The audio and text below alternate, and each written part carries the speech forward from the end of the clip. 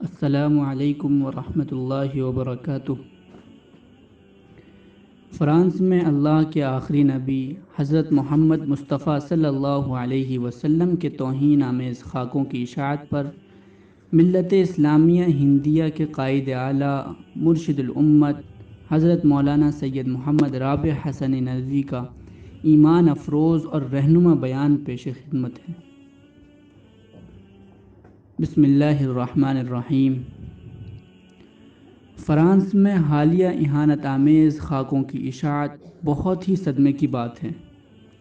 کوئی بھی مسلمان اپنے نبی صلی اللہ علیہ وسلم کی شان میں گستاخی تو بڑی چیز ہے، ادنیٰ درجے کی بے ادبی بھی برداشت نہیں کر سکتا، کیونکہ آپ صلی اللہ علیہ وسلم کی ذات اس کو اپنی جان سے زیادہ عزیز، اپنے ماں باپ سے زیادہ محبوب اور اپنی اولاد سے زیادہ پیاری ہے۔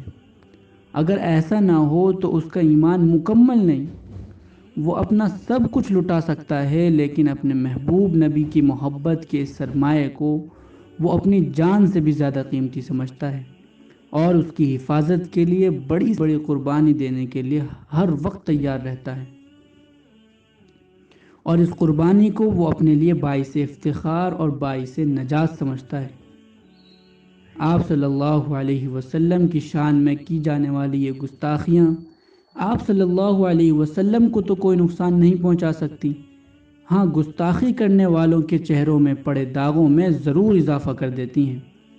فرانس میں اور اس سے پہلے ڈنمارک میں اس طرح کے خاکوں کی اشاعت اور پھر موجودہ فرانسیسی صدر کا ان خاکوں کی اشاعت پر اصرار، یہ ایسے لوگوں کے ذہنی دیوالیے پن کی علامت ہے۔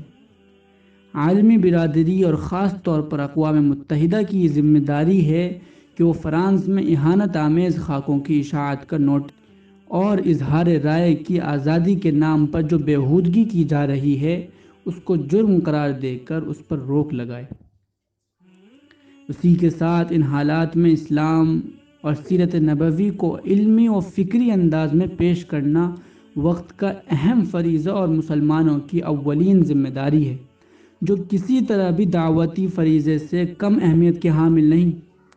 حالات کا تقاضا ہے کہ اسلامی نظام زندگی کی اہمیت و افادیت اور محسن انسانیت صلی اللہ علیہ وسلم کی تابناک حقیقی زندگی کو دنیا کے سامنے علمی و عصری انداز میں پیش کیا جائے، اور سیرت رسول صلی اللہ علیہ وسلم و تاریخ اسلام کو مخاطب کے مزاج و مذاق کے مطابق پیش کریں، کیونکہ اسی طریقے سے فکری انحراف کو راہ مستقیم پر لایا جا سکتا ہے، اور یہ وقت کا اہم اسلامی فریضہ ہے جس سے صرف نظر نہیں کیا جا سکتا۔ جزاک اللہ۔ السلام علیکم ورحمۃ اللہ وبرکاتہ۔